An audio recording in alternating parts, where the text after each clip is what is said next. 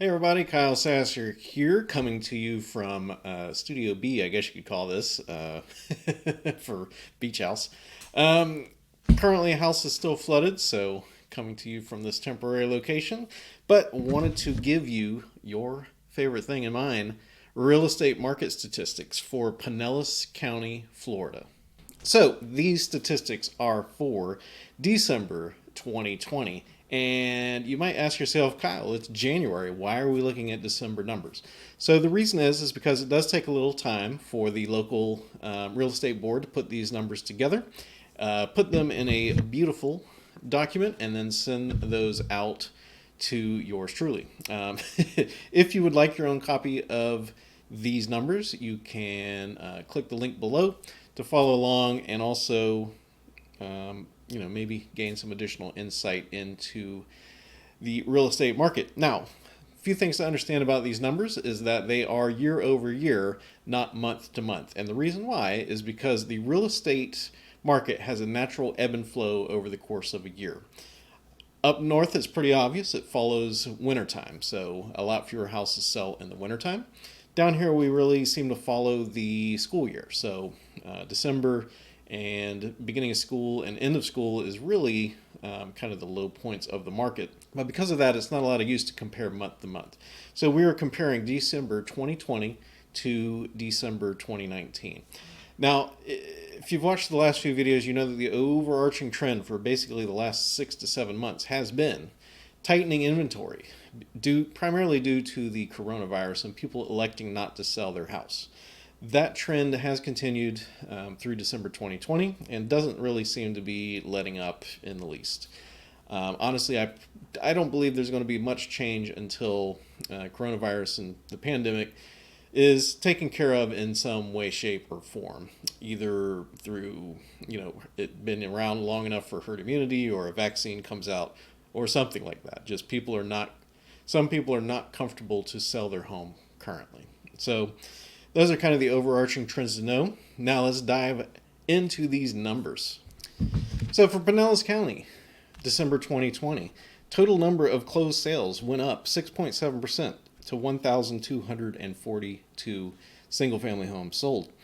The total dollar amount, which is the total volume of single family homes sold, rose 31% from 427 million to $560 million. That is a huge jump. So that just goes to show you that the demand is still there. There's a ton of demand. Median time to contract, which I usually don't cover this stat, but honestly, this one is so crazy that I have to share it, continues the trend from last month. So, median time to contract, which is how long a house is active on the market until it goes under contract, has dropped 60% from 28 days to 11 days. So, across the entire county, real estate, single family homes are usually taking about 11 days to go under contract. That is extremely fast. Number of new listings is actually up 10% from 857 to 943. So that is one of the few things that is kind of indicating that things are starting to kind of turn to get back to quote unquote normal. So we do have more homes being newly listed for sale in December 2020 compared to 2019. But the problem is we have such a backlog of buyers looking for homes that they're rapidly chewing through these new listings that come on the market. And that's illustrated in the total number of active listings, which has dropped 44%. That is a crazy, crazy number. So the number of active homes for sale dropped 44% from 2,458 to 1,376. That is crazy. But that is the reason why homes are going under contract so fast, and also why our average sales price increased 22.8% to 451,000, and the median sales price increased 15.7% to 318,500. Now, difference between median and average. So average, as you know, is you add up, say, 5 numbers and then divide it by 5, like the number of numbers. Median's a little bit different. So median is, say that you have 11 numbers. Median is what number is in the middle. So it's not exactly an average, but it indicates what number is the central number of a group of numbers. Personally, I kind of like the median sales price more so than the average, just because average can be swung a little bit if a few high-end luxury homes sell. So I tend to pay a little bit more attention to the median sales price because it prevents big movements, and because real estate is not a big movement quickly kind of game usually. That inventory number is ridiculous. Now, I do like to dive into the different price points here because, let's face it, $1 million house is going to sell a little bit differently than a $100,000 house so far as time frames and all that good stuff.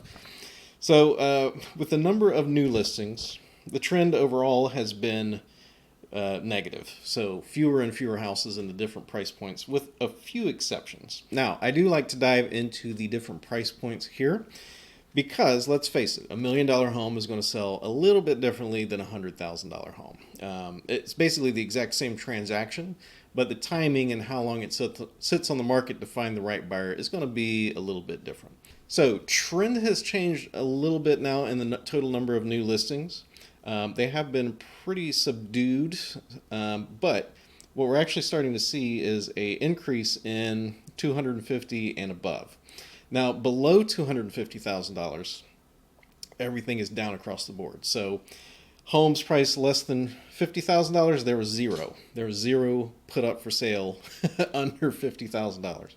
500 to 100,000, there was a total of 3, which was a drop of 80%.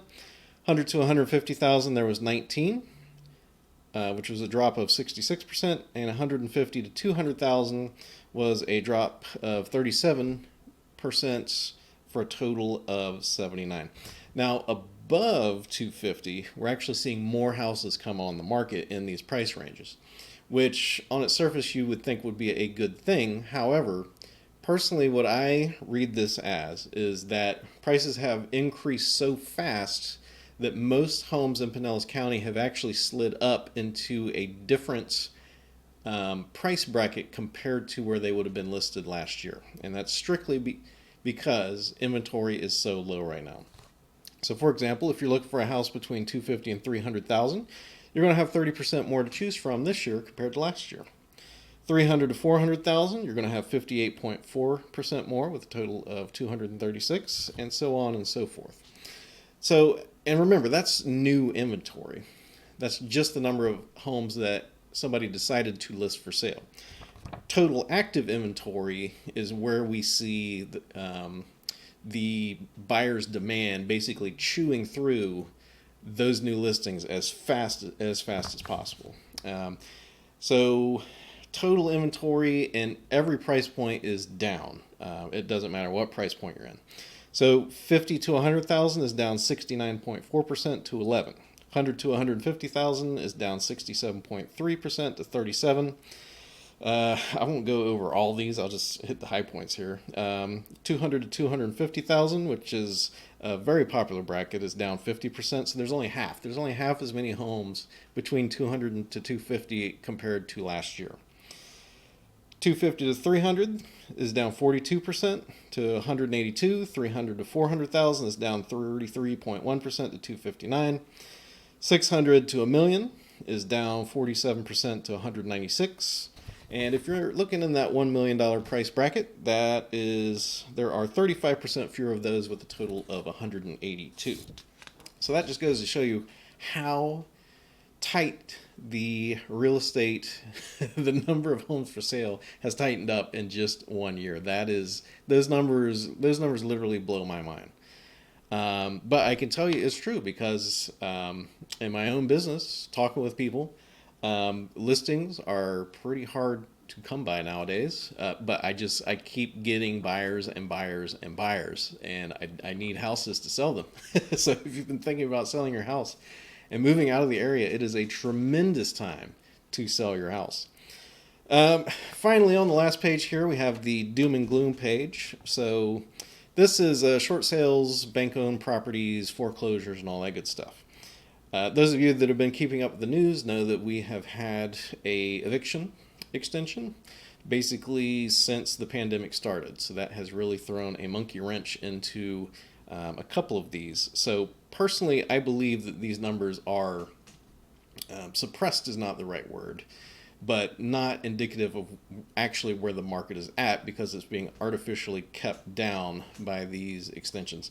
Now, technically, evictions can still happen for reasons unrelated to COVID. So, like if somebody's wrecking the place or something like that, then they can be, bounced out. But in practice, because of the pandemic, courts being tied up on restricted hours, it's very hard to get anything done currently. So these numbers are basically a lot lower than where they should be. Now, total number of foreclosures and bank-owned properties sold last month compared to 2019 was a total of 5 compared to 23, which is a drop of 78%. Short sales were also down 60% from 10 to 4. Now, the thing with that is we're really going to have to see what happens whenever the foreclosures and evictions get opened back up. And who knows when that be. That might be a few months from now. That might be another year from now. Like, who knows? So it's kind of a big question mark to predict what's going to happen in that. Now, that said, it is going to take a tremendous number of foreclosures and short sales to offset that low inventory and buyer demand. So I'm not going to say it's impossible, but let's just say it's a very outside chance. Like it's going to take thousands, thousands of foreclosures.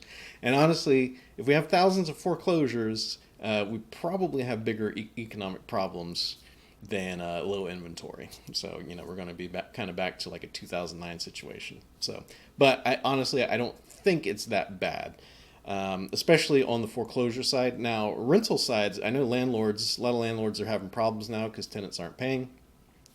But evictions for landlords don't necessarily translate directly into foreclosures. Probably does in some cases, because if they're not collecting rents, then they can't afford to make their mortgage payments or whatever. But it's not going to be 100% of landlords.